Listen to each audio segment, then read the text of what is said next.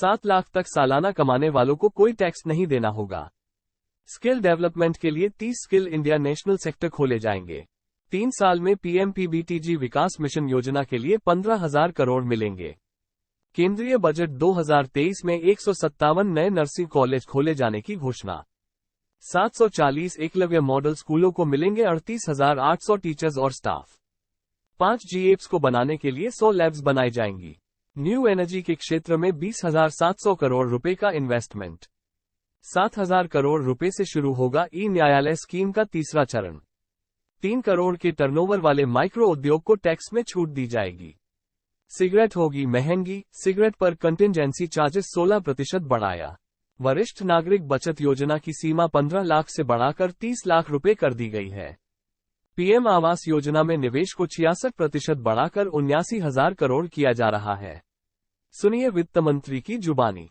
Budget for 2023-2024. This is the first budget in Amrit Kal. This budget hopes to build on the foundation laid in the previous budget and the blueprint drawn for India at 100. We envision a prosperous and inclusive India in which the fruits of development will reach all sections and citizens, especially our youth, women, farmers, OBCs, scheduled castes and scheduled tribes. In the 75th year of our independence, the world has recognized the Indian economy as a bright star. Our current year's economic growth is estimated to be at 7%. It is notable that this is the highest among all the major economies. This is in spite of the massive slowdown globally caused by COVID-19 and the war. The Indian economy is therefore on the right track and despite a time of challenges, heading towards a bright future. Today, as Indians stand with their head held high and the world appreciates India's achievements and successes, we are sure that elders who had fought for India's independence will, with joy, bless us in our endeavors going forward as well. Our focus on wide-ranging reforms and sound policies implemented through Sabka Prayas, resulting in Jan Bhagidari and targeted support to those in need, helped us perform well in trying times. India's rising global profile is because of the several accomplishments. Unique world-class digital public infrastructure, example, Aadhaar, CoWIN and UPI. COVID vaccination drive in unparalleled scale and speed. Proactive role in frontier areas such as achieving the climate-related goals, Mission Life and National Hydrogen Mission. During the COVID-19 pandemic, we ensured that no one goes to bed hungry with a scheme to supply free food grains to over 80 crore persons for 28 months. Continuing our commitment to ensure food and nutritional security, we are implementing from 1st January 2023 a scheme to supply free food grain to all Antyodaya and priority households for the next 1 year. Under PM Garib Kalyan Anna Yojana, the entire expenditure of about 2 lakh crore will be borne by the central government. In these times of global challenges, the G20 presidency gives us a unique opportunity to strengthen India's role in the world economic order. With the theme of Vasudhaiva Kutumbakam, we are steering an ambitious, people-centric agenda to address global challenges and to facilitate sustainable economic development. The government's efforts since 2014 have ensured for all citizens a better quality of life and life of dignity. The per capita income has more than doubled to 1.97 lakh rupees. In these 9 years, the Indian economy has increased in size from being 10th to 5th largest in the world. We have significantly improved our position as well as a well-governed and innovative country with a conducive environment for business as reflected in several global indices. We have made a significant progress in many sustainable development goals. The economy has become a lot more formalized as reflected in the EPFO membership, more than doubling to 27 crore and rupees 7,400 crore digital payments of 126 lakh crore rupees through UPI in 2022. The efficient implementation of many schemes with universalization of targeted benefits has resulted in inclusive development. Some of the schemes are 11.7 crore household toilets under Swachh Bharat mission, which is achieved, 9.6 crore LPG connections under Ujjwala, 220 crore COVID vaccination of 102 crore persons, 47.8 crore PM Jan Dhan bank accounts, insurance cover for 44.6 crore persons under PM Suraksha Bima and PM Jeevan Jyoti Yojana, and cash transfer of 2.2 lakh crores of rupees to 11.4 crore to over 11.4 crore farmers under PM Kisan Samman Nidhi. Our vision for the Amrit Kal includes technology-driven and knowledge-based economy with strong public finances and a robust financial sector. To achieve this, Jan Bhagidari through Sabka Saath, Sabka Prayas is essential. The economic agenda for achieving this vision focuses on 3 things. First, facilitating ample opportunities for citizens, especially the youth, to fulfill their aspirations. Second, providing strong impetus to growth and job creation. And third, strengthening macroeconomic stability. To service these focus areas in our journey to India at 100, we believe that the following 4 opportunities can be transformative during Amrit Kal. Economic empowerment of women. Deen Dayal Antyodaya Yojana National Rural Livelihood Mission has achieved remarkable success by mobilizing rural women into 81 lakh self-help groups.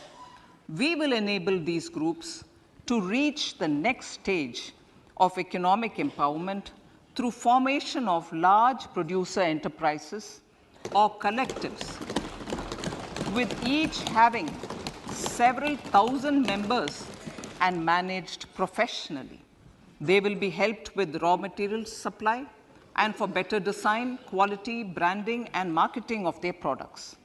Through supporting these policies, they will be enabled to scale up their operations to serve the large consumer markets, as has been the case with the several startups growing into unicorns. PM Vishwakarma Kaushal Samman, PM Vikas.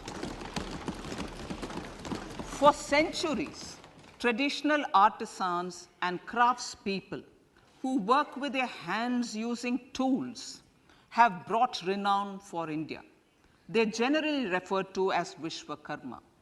The art and the handicraft created by them represents the true spirit of Atmanirbhar Bharat.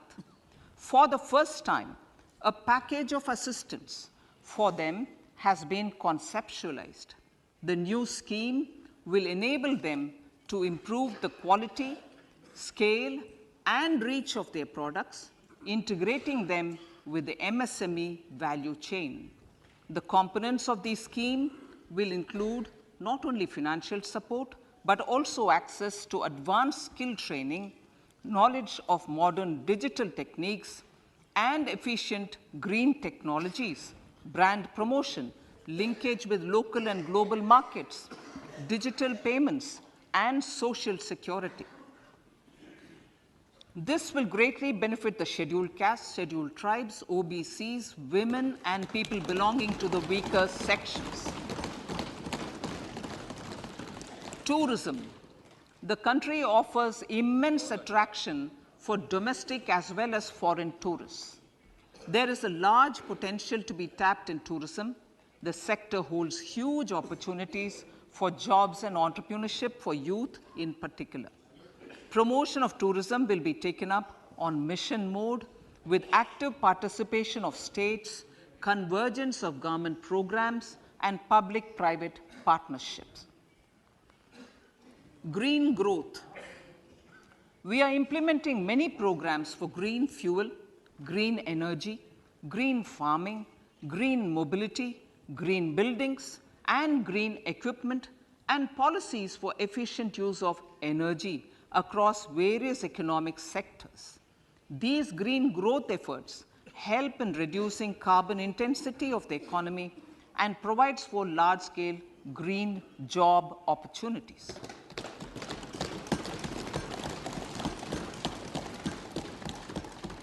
Priorities of this budget. The budget adopts the following 7 priorities. They complement each other and act as the Saptarishi guiding us through the Amritkal. Inclusive development, reaching the last mile, infrastructure and investment, unleashing the potential, green growth, youth power, and financial sector. I now speak on the priority number 1, inclusive development. The government's philosophy of Sabka Saath, Sabka Vikas has facilitated inclusive development covering in specific farmers, women, youth, OBCs, scheduled castes, scheduled tribes, Divyangjan, and economically weaker sections, and overall priority for the underprivileged, Vanchiton ko Variyata. There has also been a sustained focus on Jammu Kashmir, Ladakh, and the Northeast. This budget builds on those efforts. Digital public infrastructure for agriculture. Digital public infrastructure for agriculture will be built as an open source, open standard, and interoperable public good. This will enable inclusive farmer-centric solutions through relevant information services for crop planning and health, improved access to farm inputs, credit and insurance, help for crop estimation, market intelligence, and support for growth of agri-tech industry and startups.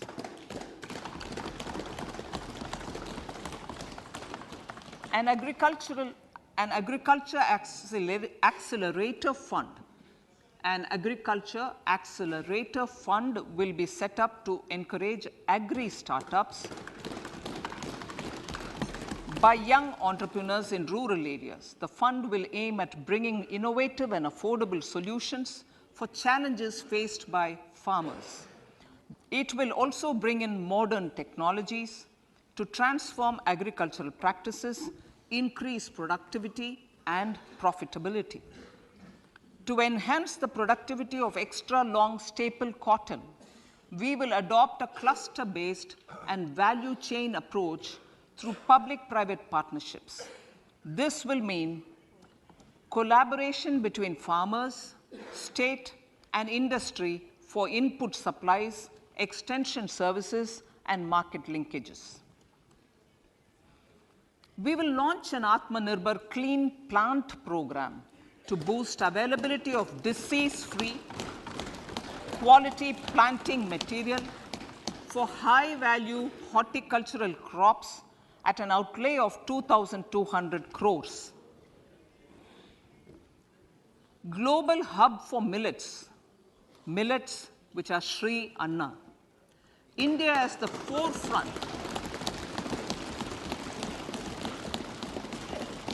India's at the forefront of popularizing millets, whose consumption furthers nutrition, food security, and welfare of farmers, said the Honorable Prime Minister. We are the largest producer and second largest exporter of Sri Anna in the world. We grow several types of Sri Anna, such as Sri Anna Jowar, Sri Anna Ragi, Sri Anna Bajra, Sri Anna Kutu, Ramdana, Kangni, Kutni, Kutki, Kodo, China, and Sama. These have a number of health benefits and have been an integral part of our food for centuries. I acknowledge with pride the huge service done by small farmers in contributing to the health of fellow citizens by growing these Sri Anna. Now, to make India a global hub for Sri Anna, the Indian Institute of Millet Research, ideally Indian Institute of the Sri Anna Research, Hyderabad, will be supported as the center of excellence for sharing best practices, research, and technologies at the international level.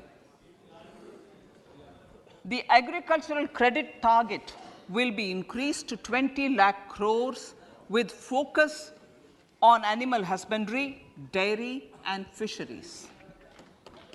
We will launch a new sub-scheme of PM Matsya Sampada Yojana, which is an existing scheme, but we launch a new sub-scheme with targeted investment of 6,000 crores to further enable activities of fishermen, fish vendors, and micro and small entrepreneurs, improve value chain efficiencies, and expand the market. For farmers, especially small and marginal farmers and other marginalized sections, the government is promoting cooperative-based economic development model. A new Ministry of Cooperation was formed with a mandate to realize the vision of Sahkar Se Samriddhi. To realize this vision, the government has already initiated computerization of 63,000 primary agricultural credit societies with an investment of 2,516 crores. In consultation with all the stakeholders and the states, model bylaws for PACS were formulated, enabling them to become multi-purpose PACS. A national cooperative database is being prepared for countrywide mapping of cooperative societies. With this backdrop, we will implement a plan to set up massive decentralized storage capacity.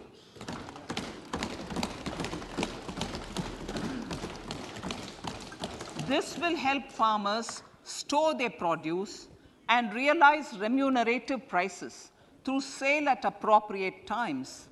The government will also facilitate setting up of a large number of multi-purpose cooperative societies, primary fisheries societies, and dairy cooperative societies in uncovered panchayat and villages in the next 5 years.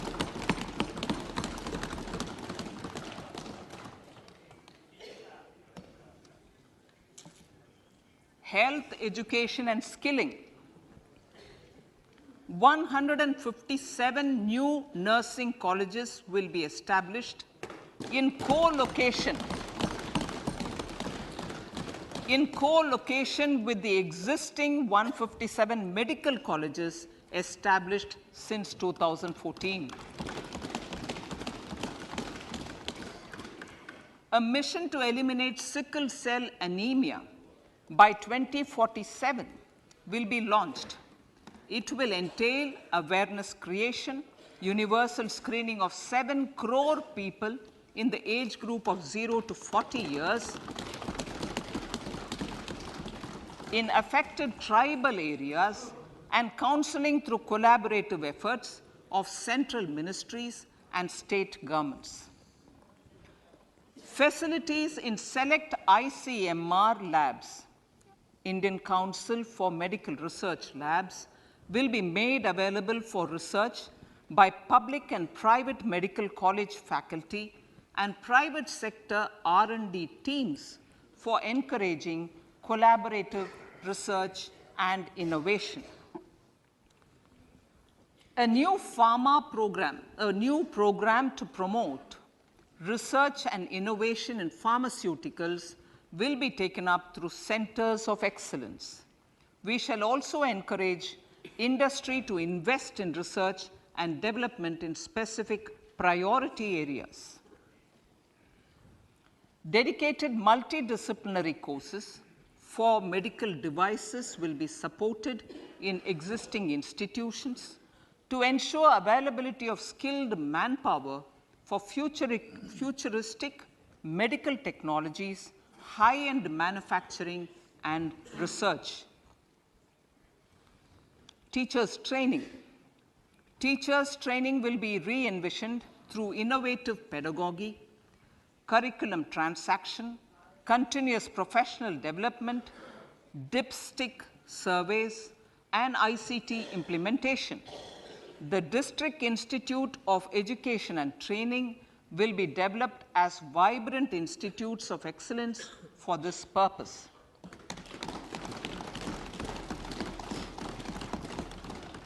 National Digital Library for Children and Adolescents. A National Digital Library for Children and Adolescents will be set up for facilitating availability of quality books across geographies, languages, genres, and levels, and device-agnostic accessibility. States will be encouraged to set up physical libraries for them at panchayat and ward levels and provide infrastructure for accessing the national digital library resources. Additionally, to build a culture of reading and to make up for pandemic time learning loss, the National Book Trust, the Children's Book Trust, and other sources will be encouraged to provide and replenish non-curricular titles in regional languages and in English to these physical libraries. Collaboration with NGOs that work in literacy will also be a part of this initiative. To inculcate financial literacy, financial sector regulators and organizations will be encouraged to provide age-appropriate reading material to these libraries. I move to priority 2, reaching the last mile. Prime Minister Vajpayee's government had formed the Ministry of Tribal Affairs and the Department of Development of Northeast Region to provide a sharper focus to the objective of reaching the last mile. Our government has formed the Ministries of Ayush, Fisheries, Animal Husbandry and Dairying, Skill Development, Jal Shakti, and Cooperation.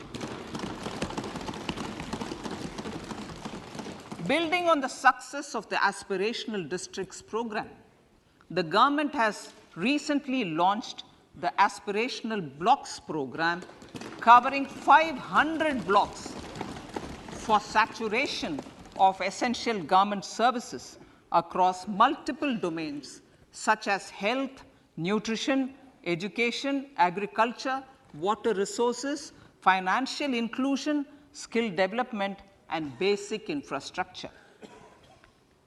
Manya Speaker, sir, Pradhan Mantri PBTG, which is Primitive Vulnerable Tribal Groups Development Mission, is being launched. To improve socio-economic conditions of the particularly vulnerable tribal groups, the PBTGs as we refer them to, Pradhan Mantri PBTG Development Mission will be launched. This will saturate PBTG families and habitations with basic facilities such as safe housing, clean drinking water and sanitation, improved access to education, health, nutrition, road and telecom connectivity, and sustainable livelihood opportunities. An amount of 15,000 crores will be made available to implement the mission in the next 3 years under the Development Action Plan for the Scheduled Tribes. Ekalavya Model Residential Schools. In the next 3 years, Center will recruit 38,800 teachers and support staff for the 740 Ekalavya Model Residential Schools, which is serving 3.5 lakh tribal students.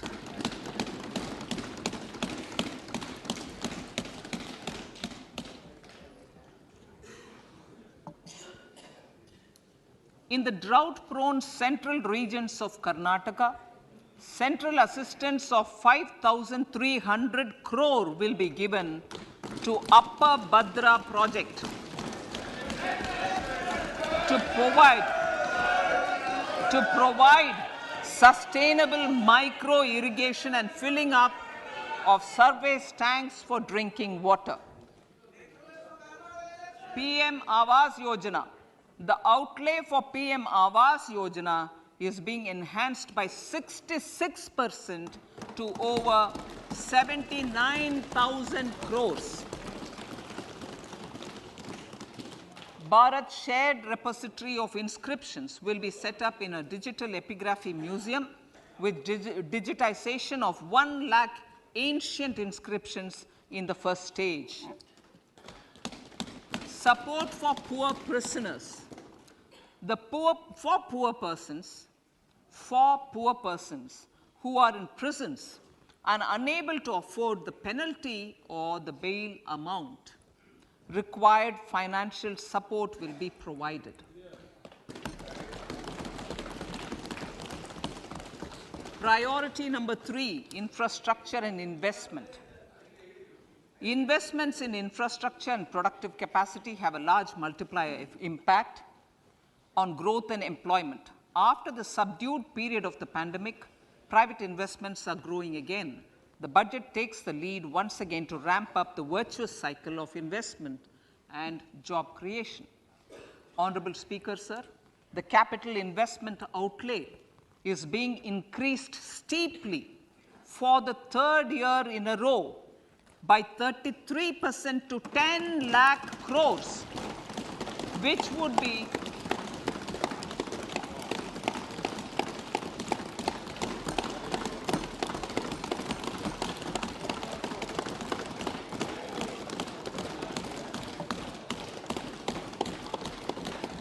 which would be 3.3% of GDP. This will almost be 3 times the outlay made in 2019-20.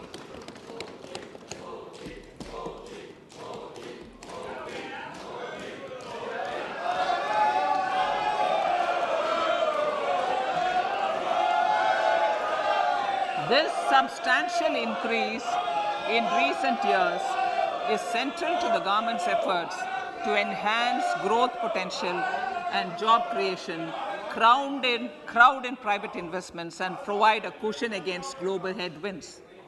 The direct capital investment by the center is complemented by the provision made for creation of capital assets through grants and aids to state. The effective capital expenditure of the centre is budgeted at 13.7 lakh crore rupees, which will be 4.5% of GDP. Support to state governments for capital investment. I have decided to continue the 50-year interest-free loan to state governments for 1 more year to spur investment in infrastructure and to incentivize them for complementary policies actions with a significantly enhanced outlay of 1.3 lakh crores. The newly established Infrastructure Finance Secretariat will assist all stakeholders for more private investment in infrastructure, including railways, roads, urban infrastructure, and power, which are predominantly depend on public resources. The harmonized master list of infrastructure will be reviewed by an expert committee for recommending the classification and financing framework suitable for Amrit Kal. A capital outlay, I'm talking about railways now, sir, Honorable Speaker, railways. A capital outlay of 2.40 lakh crores has been provided for the railways. This is the highest ever outlay this highest ever outlay is about 9 times the outlay made in 2013-14. 100 critical transport infrastructure projects for last and first mile connectivity for ports, coal, steel, fertilizer, and food grain sectors have been identified. They will be taken up on priority with investment of 75,000 crores, including 15,000 crore from private sources. 50 additional airports, heliports, water aerodromes, and advanced landing grounds will be revived for improving regional air connectivity.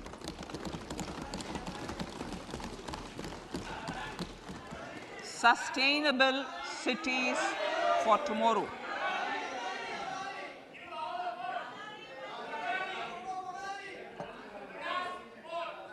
States and cities will be encouraged to undertake urban planning reforms and actions to transform our cities into sustainable cities of tomorrow. This means efficient use of land resources, adequate resources for urban infrastructure, transit-oriented development, enhanced availability and affordability of urban land, and opportunities for all. Through property tax governance reforms and ring-fencing user charges on urban infrastructure, cities will be incentivized to improve their creditworthiness for municipal bonds. Like the RIDF, an Urban Infrastructure Development Fund will be established through use of priority sector lending shortfall. This will be managed by the National Housing Bank and will be used by public agencies to create urban infrastructure in Tier 2 and Tier 3 cities. States will be encouraged to leverage resources from the grants of the 15th Finance Commission as well as existing schemes to adopt appropriate user charges while accessing the UIDF. We expect to make available 10,000 crore rupees per annum for this purpose. All cities and towns will be enabled for 100% mechanical desludging of septic tanks and sewers to transition from manhole to machine hole mode.